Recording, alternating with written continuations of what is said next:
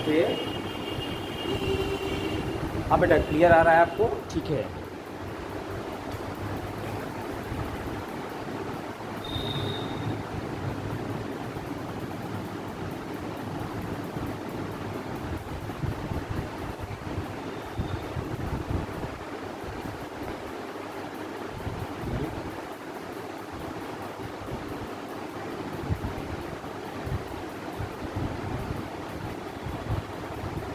हाँ बेटा, मैं Manoj Agarwal for the NDA classes. आज आपका जो साइंस का जो कुछ एनडीए में टॉपिक्स रह गए थे उसको मैं कंप्लीट करूँगा।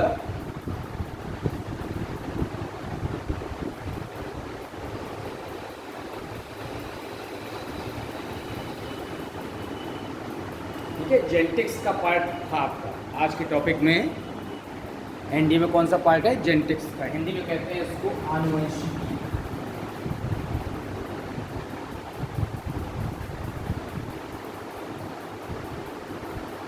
क्या होता है आनुवंशिकी?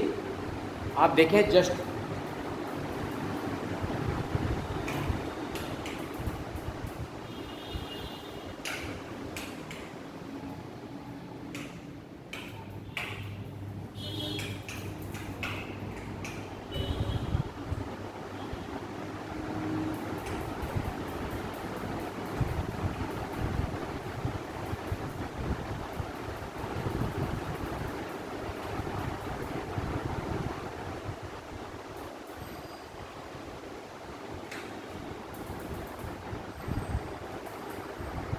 हाँ बेटा, मैं आपको बता रहा था कि जेनेटिक्स जो आज का आपका आनुवंशिकी का पार्ट था, तो ये बायोलॉजी की ब्रांच है। ठीक है, क्या होता है यहाँ पर? विज्ञान की वह शाखा, द ब्रांच ऑफ साइंस,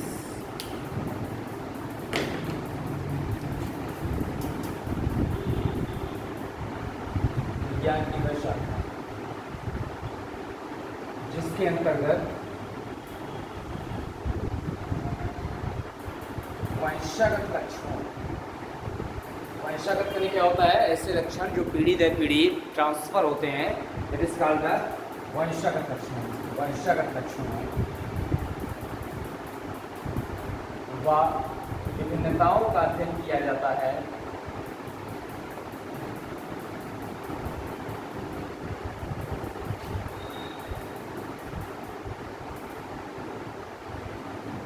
क्या कहलाती है? आनुवंशिकी कहलाती है।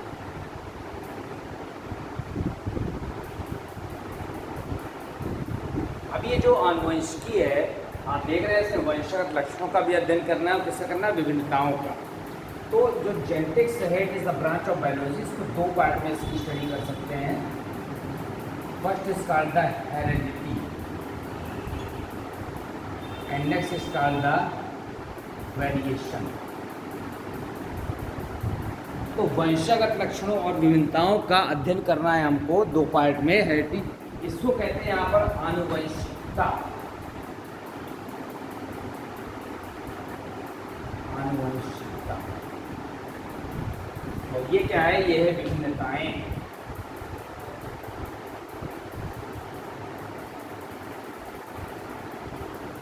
अब it is a process, heredity is the process in which we study the inheritable characters। वंशागत लक्षणों का अध्ययन करने की जो प्रक्रिया है वो आनुवंशिकता है, और ये क्या है? ब्रांच है।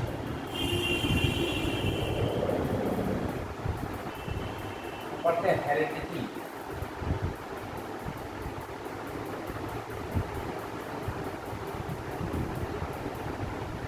आनुवंशिकता पीढ़ी दर पीढ़ी स्थानांतरित हो सकने वाले लक्षणों का पीढ़ी दर पीढ़ी स्थानांतरित हो सकने वाले लक्षणों को क्या कहते हैं? वंशागत लक्षण कहते हैं। लक्षणों को वंशागत लक्षण कहते हैं।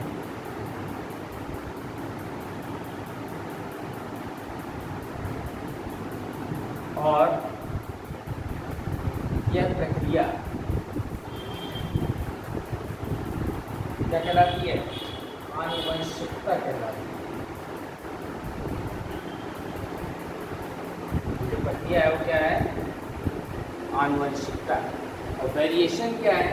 यहाँ पर जीवों में होने वाली विविधताएं, वेरिएशन।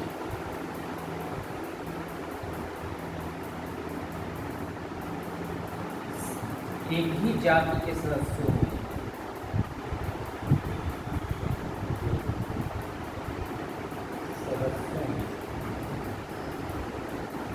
लक्षणों में अंतर क्या कहलाती है? विभिन्नताएं कहलाती है।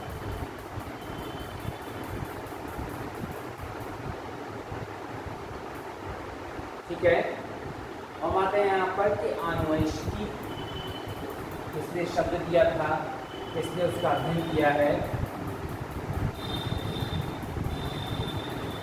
Gregor Johann Mendel. Gregor Johann Mendel is the father of genetics.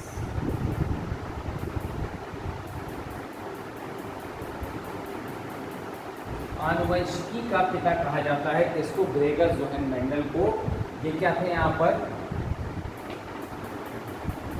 ये बिलोंग टू ब्रून सिटी। क्या? Brunn city of Austria. एक देश है ऑस्ट्रिया, वहाँ के ब्रून शहर के क्या थे? ये पादरी थे। और ये जो ब्रून शहर के पादरी थे, यहाँ पर Gregor Johann Mendel and they perform, क्या किया था इन्होंने यहाँ पर? Hybridization experiment. Hybridization experiment on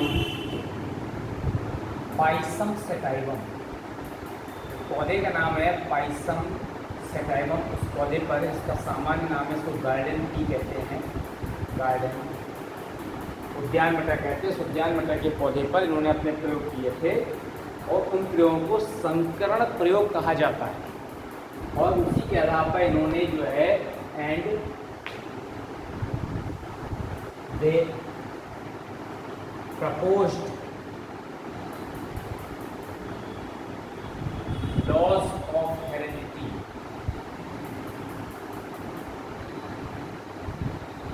on the basis of conclusion of their experiment। अपने प्रयोगों से प्राप्त निष्कर्षों के आधार पर आनुवंशिकता के नियम प्रस्तुत किए। किसने किए? ग्रेगर जोहेन मेंडल ने।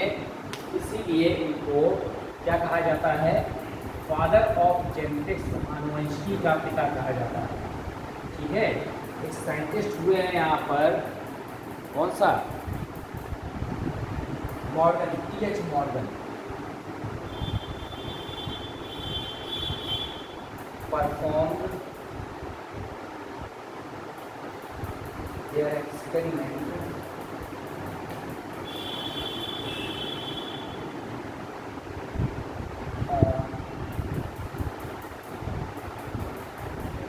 Drosophila melanogaster. जिन्हें कहते हैं फ्रूट फ्लाई। फलों में एक बहुत बड़े साइज की मक्खी बैठती है, उसको ड्रोसोफिला कहते हैं। उस पर अपने एक्सपेरिमेंट किए थे and known as father of animal genetics. उन्हें क्या कहा गया?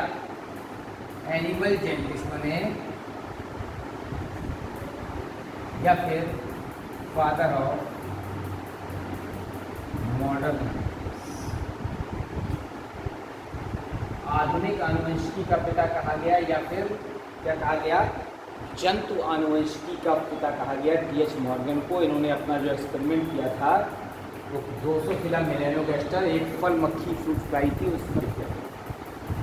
अब आप देखिए कि जो एक्सपेरिमेंट यहाँ पर हुए, मेंडल ने भी उद्यान मटर पर, मेंडल एक पादरी थे, कहाँ थे?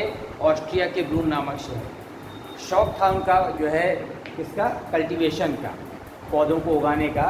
तो पौधों पर उन्होंने जो अपने एक्सपेरिमेंट किए, उस एक्सपेरिमेंट के आधार पर, संकरण प्रयोगों के आधार पर जो निष्कर्ष निकाले उन्होंने, उसके आधार पर आनुवंशिकी के नियम प्रस्तुत किए थे। अब आनुवंशिकी का नियम मेंडल ने जब दिया तो मेंडल के ज़माने में उनको यहाँ पर कोई भी श्रेय नहीं मिला। मेंडल के डेथ के 34 वर्षों पश्चात साइंटिस्ट में है Carl Correns, Hugo de Vries,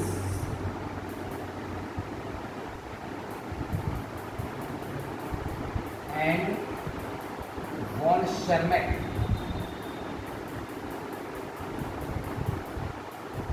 conducted experiment and their findings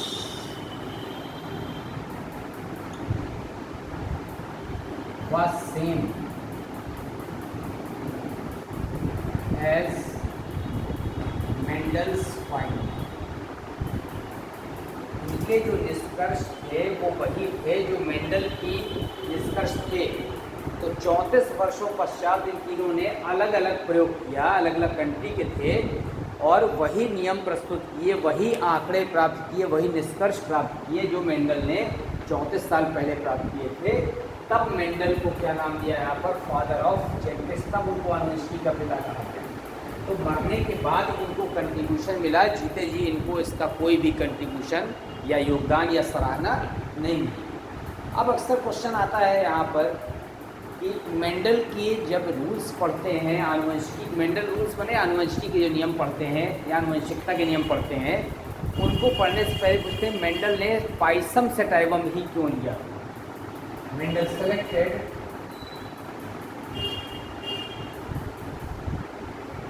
Pisum sativum for their experiment. Mendel ने अपने प्रयोगों के लिए पाइसम सेटाइवम को ही चुना। बिकॉज क्यों चुना? पहला पॉइंट था लाइफ स्पॉन शॉर्ट, जीवन चक्र छोटा होता है, 3 से 4 माह का होता है, और इस कम जीवन चक्र में बहुत ज़्यादा पीढ़ियों का, कम समय में 2-3 साल में 8 से 10 पीढ़ियों का अध्ययन किया जा सकता है। दूसरा था यहाँ पर मेंडल ने जो चुना था, तो फ्लावर कैसे थे यहाँ पर? बाइसेक्सुअल, द्विलिंगी थे, नर और मादा जन्नांग एक ही पुष्प में था। तो इसका एक बेनिफिट क्या था कि नर और मादा जन्नांग जब एक ही पुष्प में था तो क्या कर सकते थे? ओनली सेल्फ पॉलिनेशन, हिंदी में कहते हैं स्वपरागन, प्राकृतिक रूप से केवल सेल्फ पॉलिनेशन टेक्स, प्राकृतिक रूप से केवल स्वपरागन ही हो सकता था। ठीक है। और एक और था easy to acclimatise,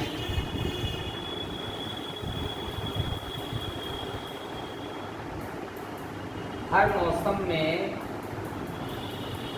her climate में एडाप्ट करने की क्षमता, हर सीजन में, हर मौसम में ये जो मटर होती है पैसे अपने को क्या कर लेती है? क्लाइमेट के हिसाब से एडजस्ट कर लेती है।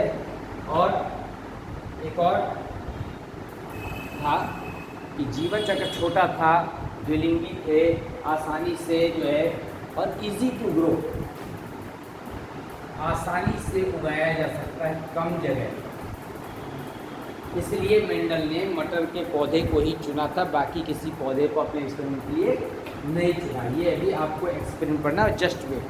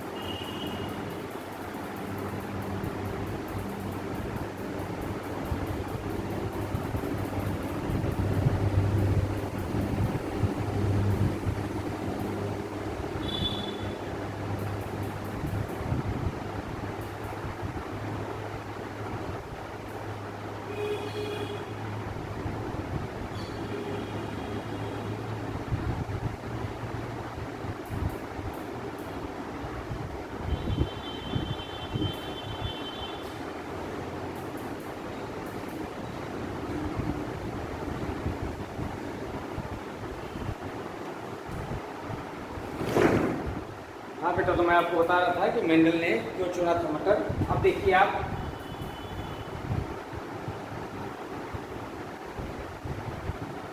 मेंडल ने जो पाइसम सटाइम चुना था उसमें 7 तरफ कॉन्ट्रास्टिंग कैरेक्टर्स थे।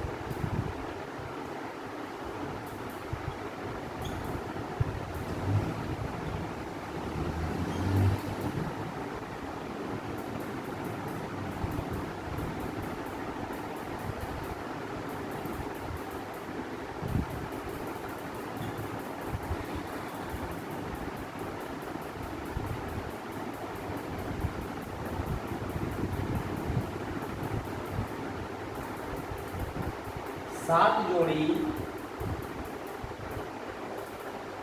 Contrasting characters. कौन कौन से कॉन्ट्रास्टिंग कैरेक्टर, मैं 2-3 आपको एग्जाम्पल बता दे रहा हूँ। 7 जोड़ी ऑफ कॉन्ट्रास्टिंग कैरेक्टर्स, जैसे यहाँ पर एक लक्षण था, यहाँ पर हो गया ये कैरेक्टर लक्षण। यहाँ पर एक रूप हो गया प्रभावी,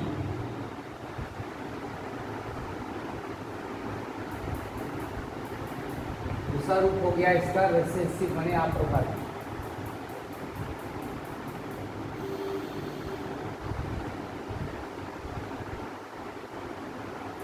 ये हो गया तने की लंबाई कैरेक्टर, तने की प्रभावी रूप हो गया टार्च लंबा, इसको प्रदर्शित करेंगे ऐसे। तो आप प्रभावी रूप हो गया यहाँ पर दोनों स्मॉल टी से प्रदर्शित करेंगे, ठीक है। इसी प्रकार से यहाँ पर कर दिया, यहाँ बीच का ताकत, बीच की आकृति राउंड गोल, और इसी का अप्रभावी रूप क्या था, रिंकल, रिंकल को स्मॉल करेंगे, झुर्रीदार। थर्ड कैटेगरी की यहाँ पर बीज पत्र का रंग, बीज पत्र का जो रंग था तो प्रभावी रूप था येलो, और अप्रभावी रूप था क्या,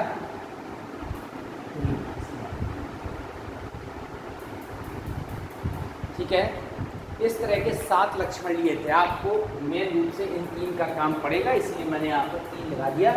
हर लक्षण के 2 रूप होते हैं, जैसे सिक्के के 2 पार्ट होते हैं, हेड और टेल, तो उसी तरह से हर लक्षण के क्या होते हैं, 2 रूप होते हैं। एक रूप प्रभावी कहलाता है, एक रूप अप्रभावी कहलाता है।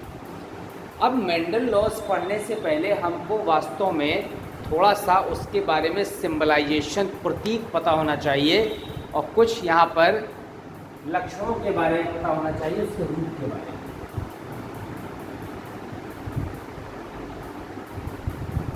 पहला पढ़ते हैं यहाँ पर एलीन। इसका पूरा नाम है एलिनोमार्फ, हिंदी में कहते हैं युग्म विकल्पी।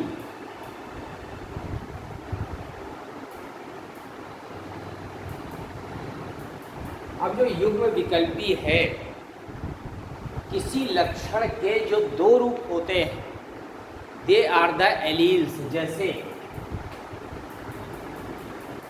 तने की लंबाई के एलील, कैपिटल टी, यह एलील माने युग्म विकल्पी, alternate form of a character. किसी भी लक्षण के जो 2 रूप होते हैं, उसमें एक को कैपिटल लेटर से प्रदर्शित करते हैं, कोई स्मॉल लेटर से, ये यहाँ पर एलील कहलाते हैं।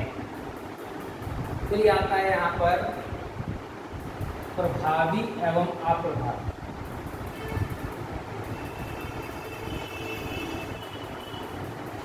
Dominant and recessive.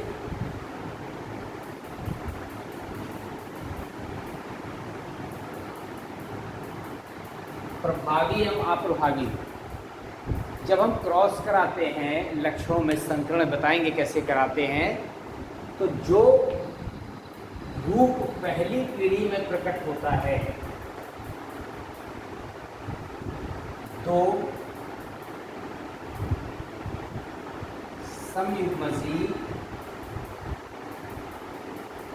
रूपों के मध्य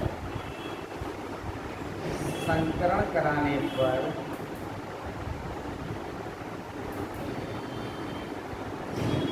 एक लक्षण के जो दो समयुग्मजी रूप हैं उसे संकरण कराने पर पहली पीढ़ी में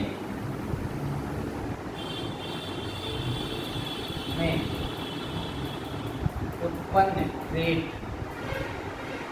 क्या कहलाता है? प्रभावी। और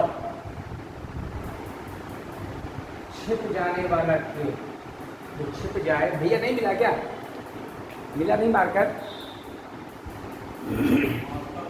हाँ वही लाइए। और छिप जाने वाला ट्रेट क्या कहलाता है?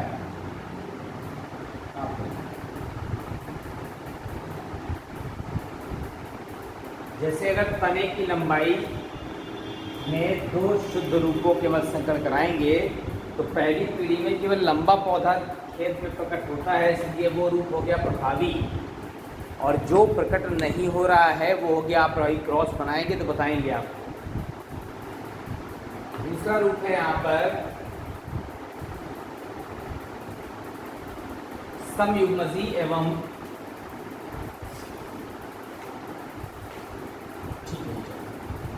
एक और रूप है समयुग्मजी एवं विषमयुग्मजी। इंग्लिश में कहते हैं होमोजाइगस एंड हेट्रोजाइगस। तो समयुग्मजी रूप भी है और कैसा हो रहा है? विषमयुग्मजी। तो आप देखेंगे यहाँ पर होमोजाइगस हेट्रोजाइगस कैसे आप डिफ्रेंशिएट करेंगे कि जो एलील है, एलील रूप, अगर सेम एलील रूप प्रकट हो रहा है, ठीक है, सेम एलील पेयर, चाहे वो ये हो कैपिटल टी हो चाहे स्मॉल टी, ये है यहाँ पर समयुग्मजी माने होमोजाइगस, हिंदी में कहते हैं समयुग्मजी। दूसरा रूप है प्योर रूप भी कहते हैं, प्योर शुद्ध रूप। और अगर यहाँ पर डिफरेंट एलील हैं,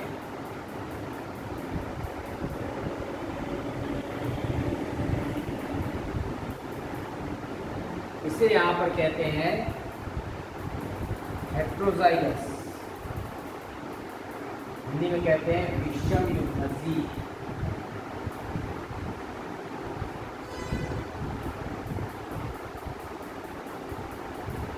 तो यहाँ पर समयुग्मजी, विषमयुग्मजी, ठीक है।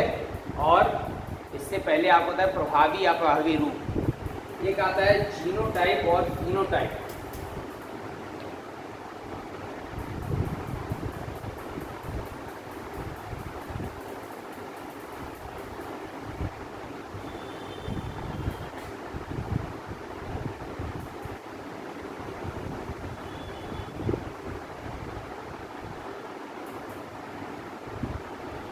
जीन रूप एवं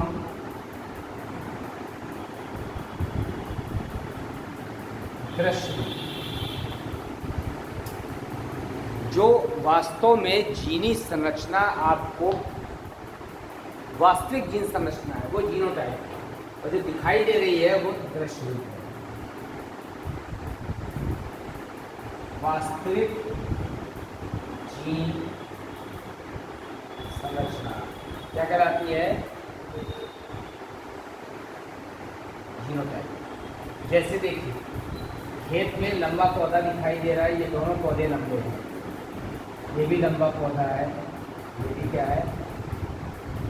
लंबा पौधा है, ये भी लंबा पौधा है, पर ये विषमयुग्मजी लंबा है। कैसा है? विषमयुग्मजी। और ये कैसे? सॉरी, ये विषमयुग्मजी लंबा है और ये कैसा है? समयुग्मजीय लंबा है। तो समयुग्मजीय और विषम युग्मजीय वास्तविक जीन संरचना ये है जो दृश्य रूप होता है, ठीक है,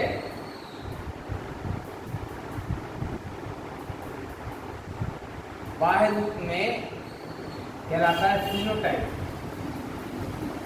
बाह्य रूप में देखें तो दोनों पौधे लंबे हैं, तो फिनोटाइप के हिसाब से दोनों लंबे हैं, लेकिन जीनोटाइप के हिसाब से ये समयुग्मजीय लंबा है और ये कैसा है, विषम युग्मजीय लंबा है। इसे कहते हैं जीन रूप और दृश्य रूप। अब आता है सिंबल।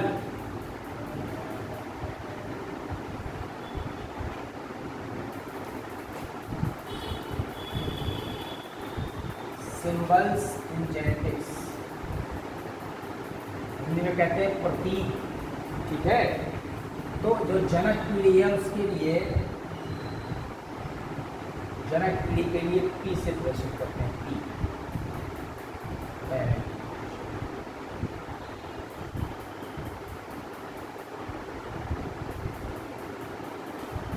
फर्स्ट जनरेशन, अगर पहली पीढ़ी दिखाई दे रही है तो उसके लिए सिंबल होता है F1। सेकेंड जनरेशन के लिए सिंबल है F2, ठीक है। एक होता है यहाँ पर कोनिक स्क्वायर,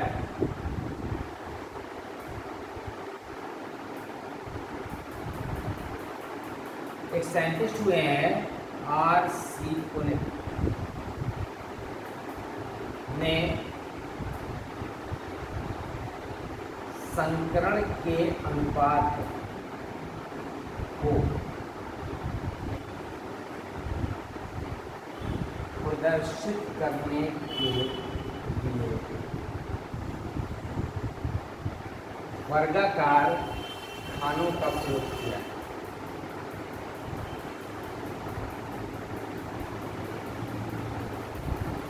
जिसे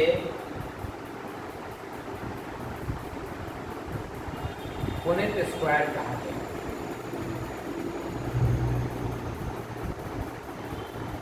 ठीक है, ये सब सामान्य जानकारी है जेनेटिक्स में नियम रूल्स पढ़ने के पहले।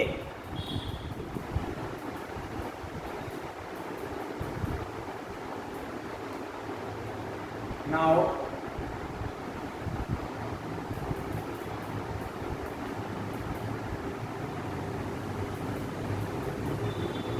एक आता है सेल्फ पॉलिनेशन।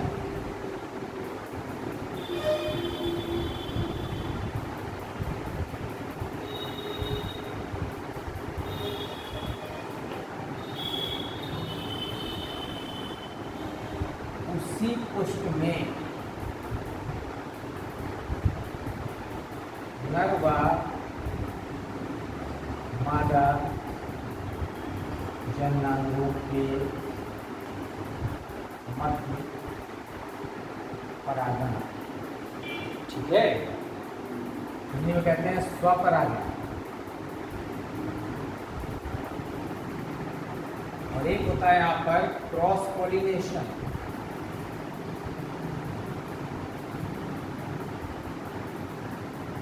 हिंदी में कहते हैं पर परागण।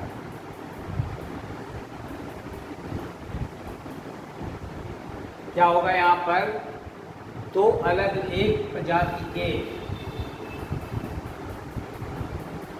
अलग अलग पौधों के मध्य परागण।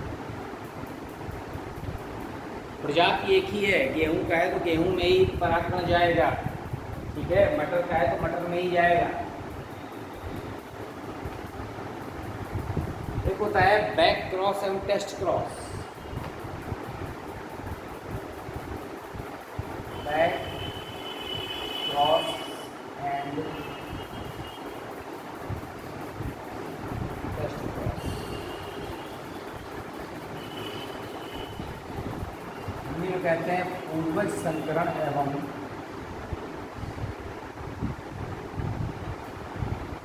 परीक्षण संकरण। ये क्रॉस करा रहे हैं हम, एक लक्षण के दो रूप हैं। यह है समयुग्मजीय, जैसे उनको जोड़े में होते हैं उसी तरह से लक्षण के जब रूप प्रदर्शित करते हैं तो समयुग्मजी और विषमयुग्मजी, समयुग्मजी है तो एक ही अल्फ़ाबेट आएगा। समयुग्मजी लंबा, लंबे को टाल से प्रदर्शित करते हैं तो कैपिटल टी, 2 बाइस लिखते हैं, गुणसूत्र जोड़े में होते हैं, और उसी का स्मॉल लेटर अप्रभावी रूप है, यह है समयुग्मजी बोना। लंबे को टी को टाल से प्रदर्शित करते हैं तो बोने को टी से नहीं, इसको स्मॉल टी से। ये जनक पीढ़ी है पी, ये क्रॉस कराया, क्रॉस का मतलब इसके पराकरण या तो इस पर गए या इसके पराकरण इस पर आए, दोनों का एक एक अल्फाबेट उतार लिया पहली जनरेशन में, इसे कहते हैं F1 जनरेशन। ये जो पौधा विकसित हुआ, ये पौधा था लंबा, लंबा था, तो इसका मतलब ये रूप क्या था, प्रभावी, और ये रूप कैसा था, अप्रभावी। तो अभी आपको जो प्रभावी अप्रभावी बताया था, इस तरह से पता करते हैं। एक लक्षण के 2 समयुग्मजी तुलनात्मक रूपों के मध्य संकरण कराने पर पहली पीढ़ी में जो लक्षण प्रकट होता है वो प्रभावी होता है, और जो छिप जाता है वो अप्रभावी होता है। अब बैक क्रॉस पढ़ रहे हैं, ये पहली पीढ़ी है। बैक क्रॉस का पीछे की जनरेशन से, जनक पीढ़ी से क्रॉस करा दे, मान लीजिए इससे करा दिया, इस वाले से, ठीक है, ये बैक क्रॉस है। क्यों? क्योंकि ये F1 पीढ़ी थी और इसको क्रॉस किससे कराया है, जनक से। तो आप देख सकते हैं क्रॉस कराने का तरीका, पहले अल्फाबेट को तीसरे से कैपिटल टी, फिर पहले को किससे, चौथे से। अब इस वाले को इससे कैपिटल लिखने का प्रयास करते हैं पहले और स्मॉल बात। सभी पौधे लंबे हैं, लेकिन ये कैसे हैं, ये हैं समयुग्मजी लंबे। ये कैसे हैं, विषमयुग्मजी लंबे होंगे, क्योंकि अगर यहाँ पर प्रभावी वाला एलील उपस्थित है तो फिर लंबेपन का गुण ही आएगा इस रूप में। तो जीनोटाइप क्या है, 50-50, यह जीनोटाइप। और फिनोटाइप क्या है, 100% लंबे। सभी पौधे लंबे हैं, ये दृश्य रूप है। और जीन रूप क्या है कि 50% समयुग्मजी लंबे हैं, 50% विषमयुग्मजी लंबे हैं, ये जीनोटाइप है। तो मैं आपको ये बता रहा था कि F1 पीढ़ी का पीछे की जनरेशन से क्रॉस कराते हैं जनक से तो बैक क्रॉस कहलाता है। लेकिन अगर F1 पीढ़ी को अप्रभावी जनक से क्रॉस करा दें, पेरेंट तो है लेकिन कैसा है, अप्रभावी जनक है। अगर F1 पीढ़ी को अप्रभावी जनक से क्रॉस करा दें तो देखिए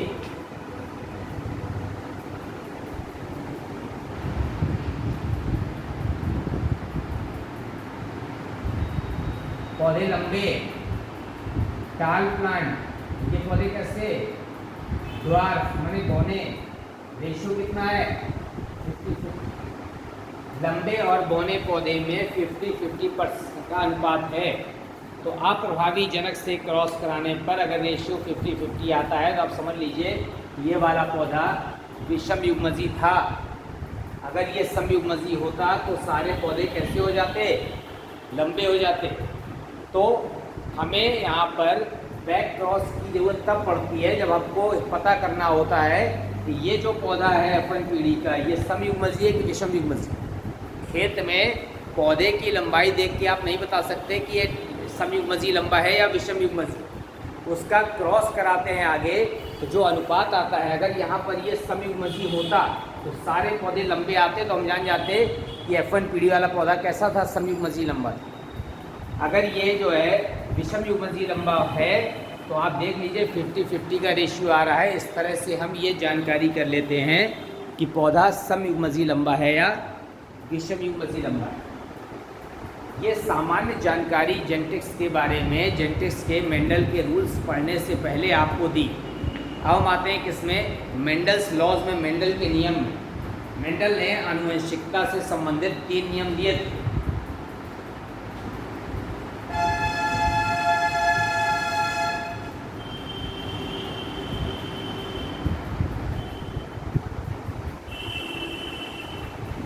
पहला है यहाँ पर प्रभाविता का नियम,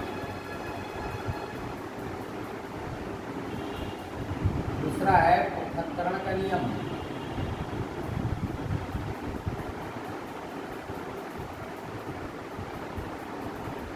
और तीसरा है स्वतंत्र अपव्यूहन का नियम।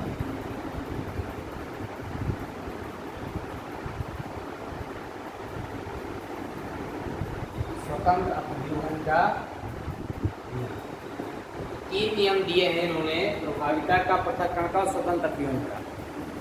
हमको तीनों नियम पढ़ने हैं। पहला हम पढ़ते हैं प्रभाविता का नियम। इसे कहते हैं यहाँ पर लॉ ऑफ डोमिनेंस।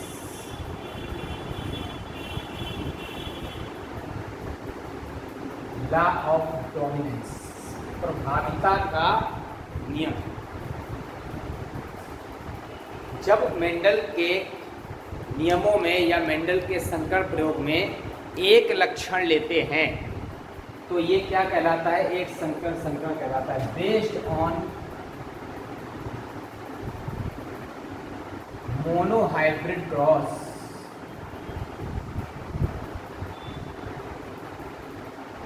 एक संकर संकरण पर आधारित, मतलब एक लक्षण के तुलनात्मक रूपों के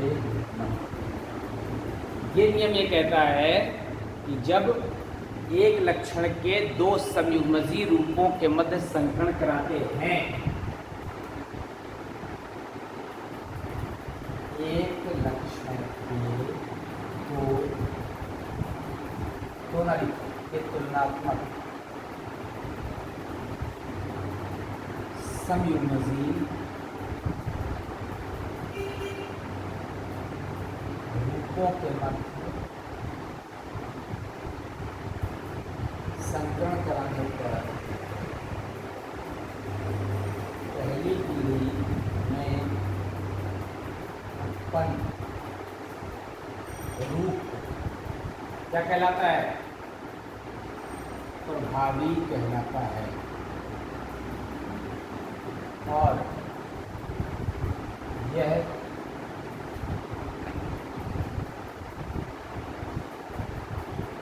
प्रभाविता का नियम कहता है।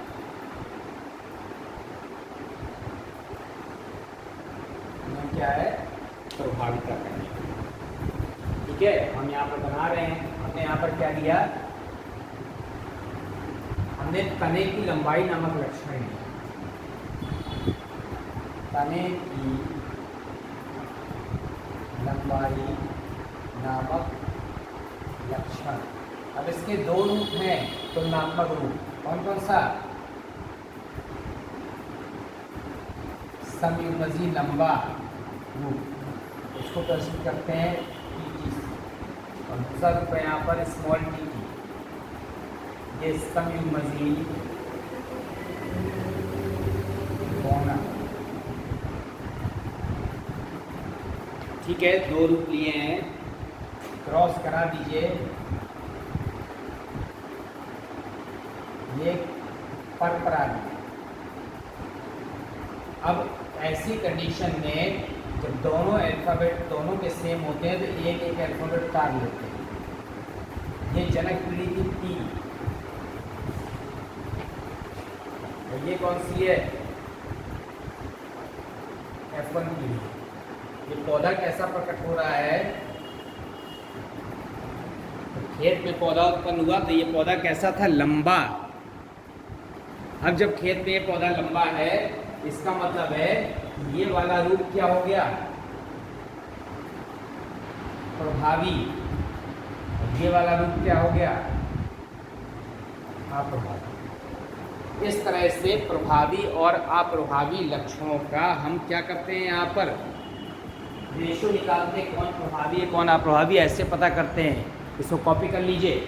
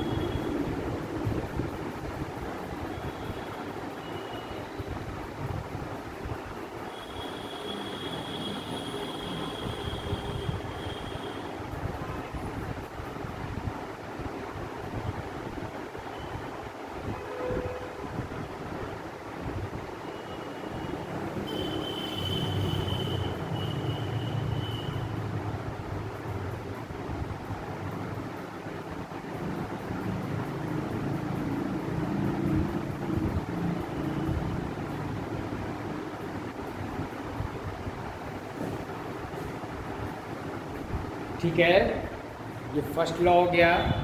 हम आते हैं next second law.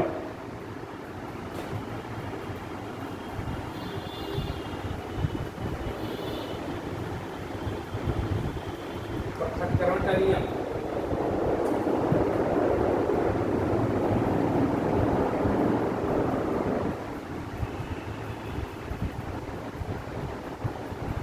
Law of segregation.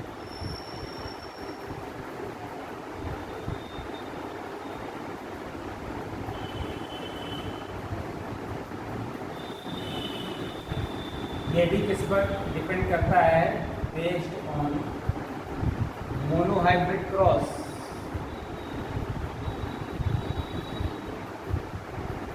यह भी एक संकर संकरण पर आधारित है।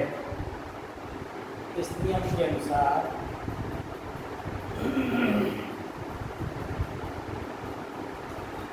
एक लक्षण के तुलनात्मक रूपों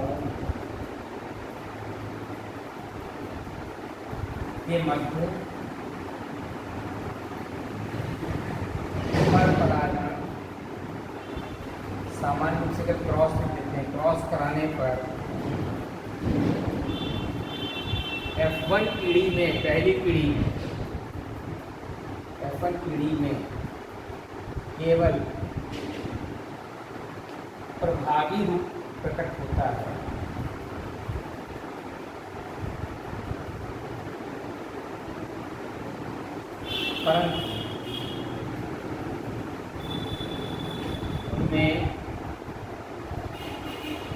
परंतु F1 पीढ़ी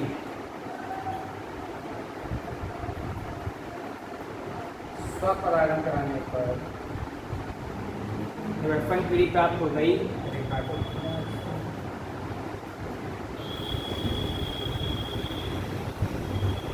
स्वपरागण कराने पर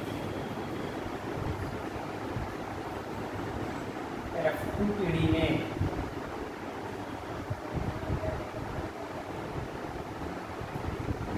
प्रभावी व अप्रभावी दोनों रूप अलग अलग प्राप्त होते हैं। मतलब जो पहली पीढ़ी में अप्रभावी रूप छिप गया था, वो अप्रभावी रूप भी दूसरी पीढ़ी में F2 पीढ़ी में क्या हो जाता है, प्राप्त हो जाता है। जैसे यहाँ पर तने की लंबाई नामक लक्षण लिया है। तने की लंबाई के दो रूप थे,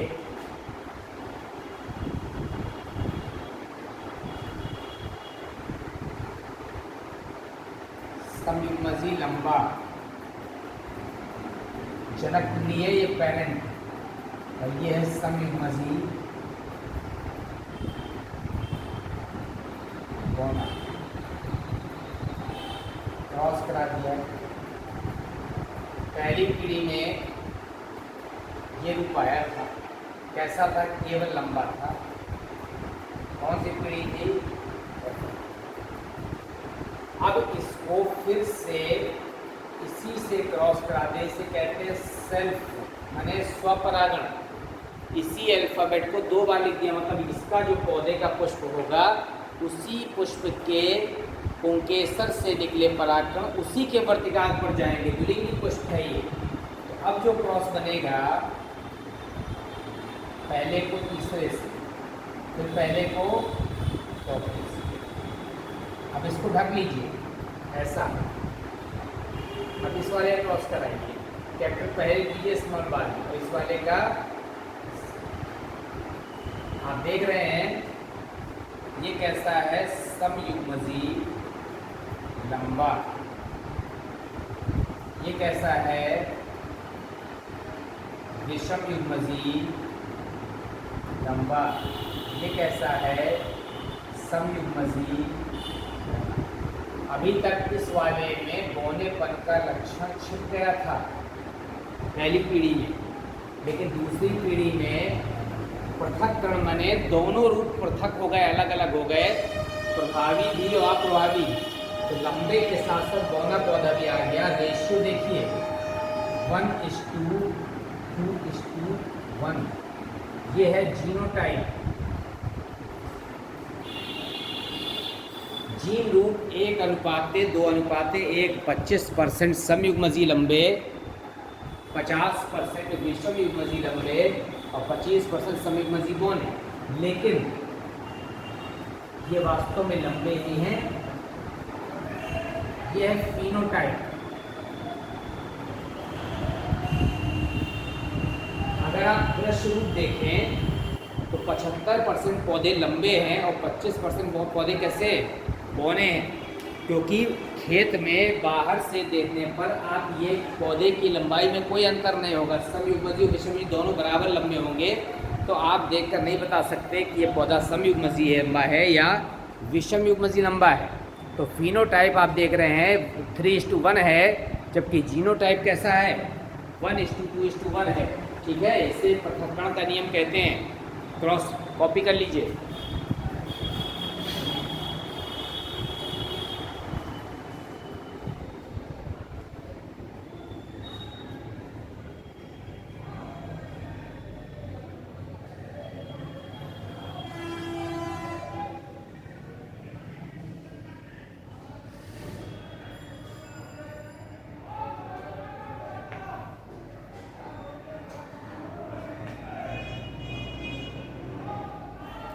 ठीक है, अब हम तीसरे नियम में आते हैं, स्वतंत्र व्यूहन का नियम।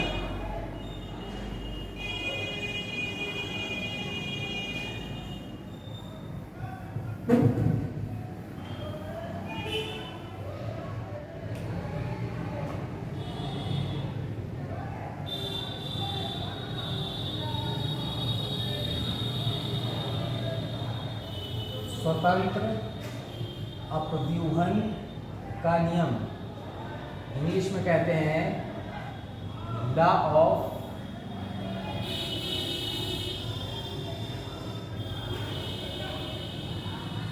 Independent assortment. ये जो नियम है बेस्ड ऑन डाइहाइब्रिड क्रॉस,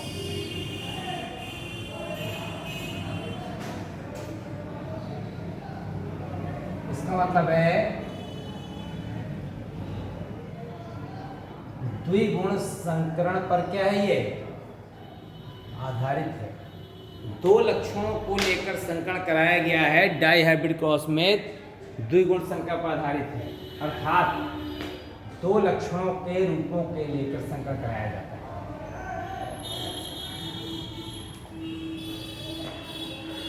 इस नियम के अनुसार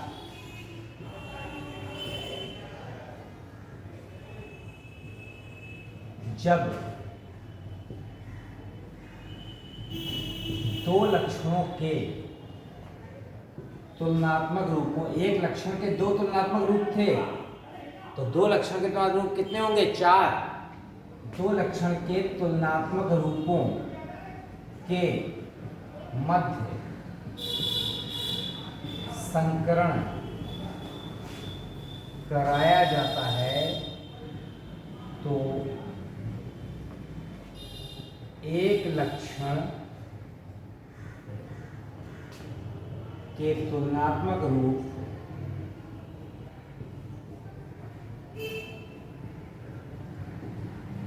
स्वतंत्र रूप से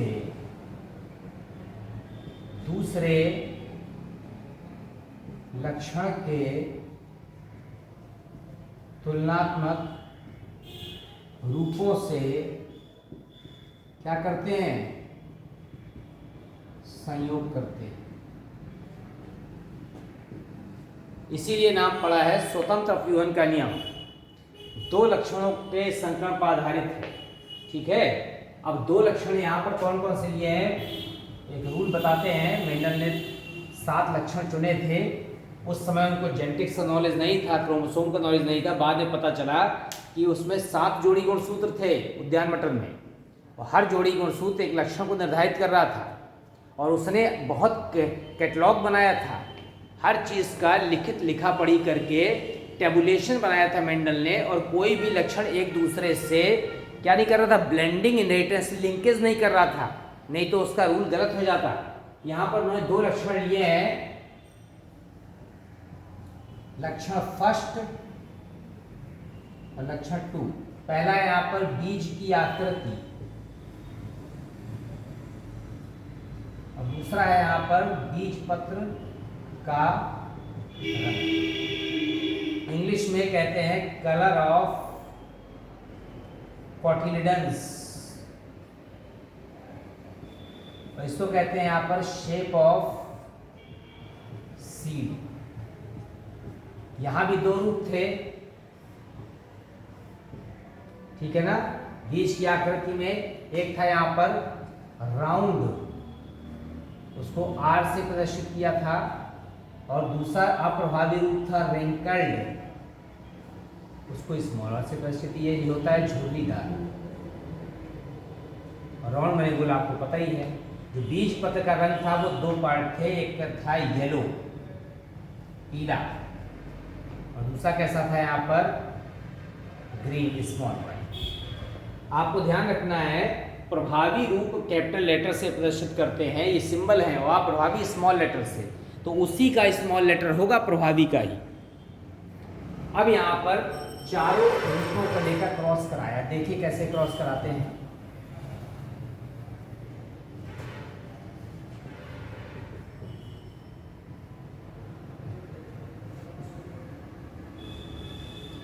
राउंड सीड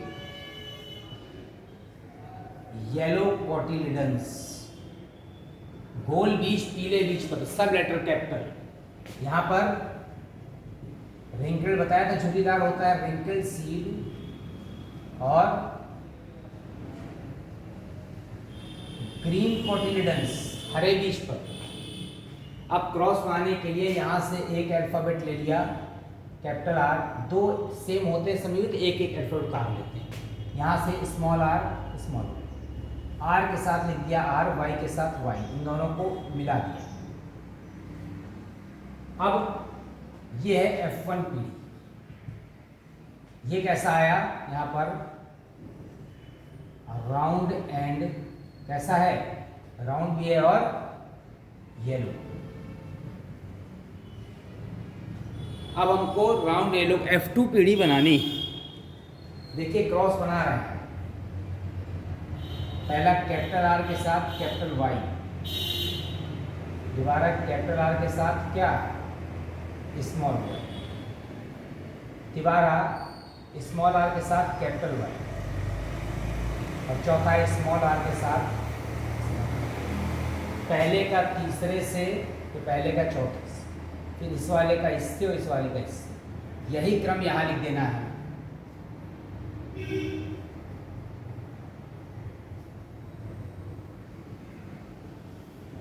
ऐसा बना देना है।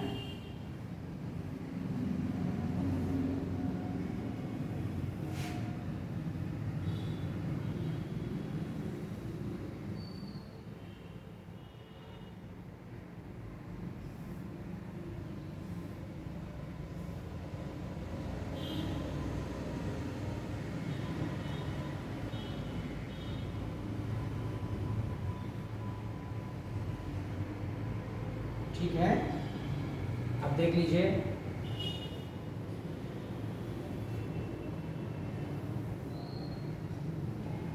ये जो क्रम था यही क्रम यहाँ उतार दिया।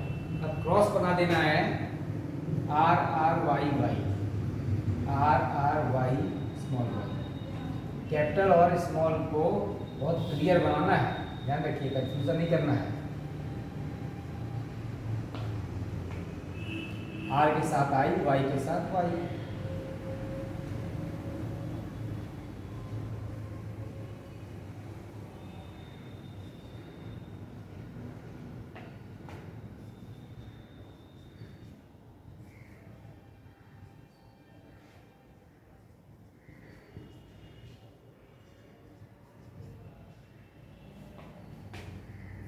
इस वाले का इससे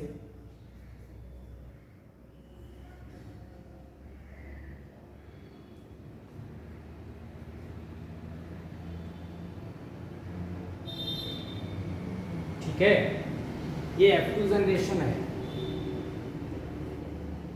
जब एक लक्षण को लेकर संकरण कराते हैं तो फॉर्मूला होता है 4 टू दी पावर n। जब एक लक्षण को लेकर संकरण कराएंगे तो n का मान 1। तो दूसरी जनरेशन में कितने रेशियो? 4। मेंडल का पहले और दूसरे में 4 रेशियो है। जब दो लक्षणों को लेकर संकरण कराएंगे तो n का मान 2। कितने रेशियो बनेंगे? 16। F2 पीढ़ी में ये देख रहे हैं 16 बने। अब ये कैसा है? रिंकल्ड राउंड येलो, गोल पीला। एक नंबर डाल दे रहे समझाने के लिए। ये भी गोल पीला। आपको पता है कि अगर दो में से एक अल्फाबेट भी कैपिटल है तो प्रभावी लक्षण आता है। गोल पीला, ये भी गोल, ये भी गोल, ये भी गोल, ये नहीं, छोड़ दीजिए, ये भी गोल। 1 2 3 4 5 6 गोल, 7 8, ये नहीं, ये नहीं, 9। यहाँ पर रेशियो कैसे हैं? राउंड सीड, येलो कॉटिलिडन्स, मतलब गोल और पीले। अब देखिए आर कैपिटल है माने राउंड, और वाई स्मॉल है माने कैसा? ग्रीन। 2 नंबर डाल दिए, round green, round green, round green. 3 कैसे हैं यहाँ पर? राउंड सीड, ग्रीन पोटैटोस, मतलब गोल और हरे। अब देखिए स्मॉल आर मैंने रिंकल्ड झुर्रीदार, और वाई में कैपिटल ने पीला। 3 नंबर झुर्रीदार पीला, झुर्रीदार पीला, झुर्रीदार पीला। रिंकल्ड सीड, येलो कॉटिलिडन्स, और लास्ट में एक है टोटल अप्रभावी रूप, कैसा? रिंकल्ड और green, wrinkled seed, green cotyledons. अब ये नियम कहता है कि कोई भी रूप दूसरे से स्वतंत्र रूप से सहयोग करता है। तो गोल वाला पीले से तो करता ही है, गोल वाला हरे से भी करता है।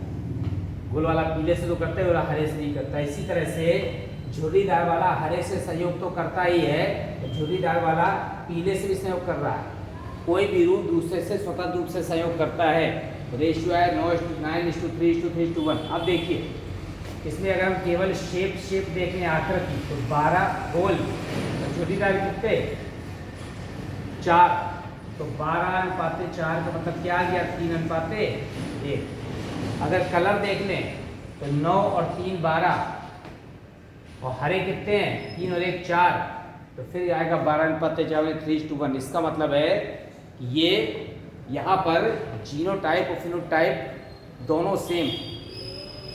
ये मेंडल के पृथक्करण के नियम का ही मॉडिफिकेशन है, रूपांतरण है उसका। ठीक है, आप यहाँ देख सकते हैं ये मेंडल का स्वतंत्र प्रक्रिया का नियम यहाँ पर क्या हो रहा है? फॉलो हो रहा है।